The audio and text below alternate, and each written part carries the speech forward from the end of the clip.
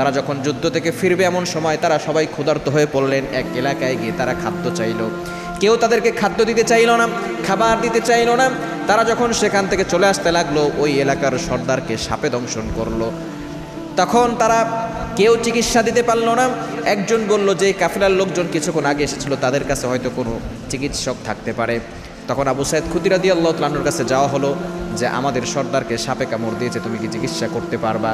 সে বলেছে হ্যাঁ পারবো, তবে আমাদেরকে এক পাল ছাগল দিতে হবে, কেননা তোমরা আমাদেরকে খাবার দেও নাই।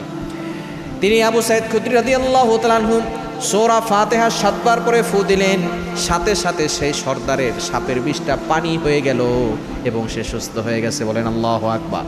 আল্লাহ পাক রব্বুল আলামিন তাকে সুস্থতার নিয়ামত দান করে দিয়েছেন।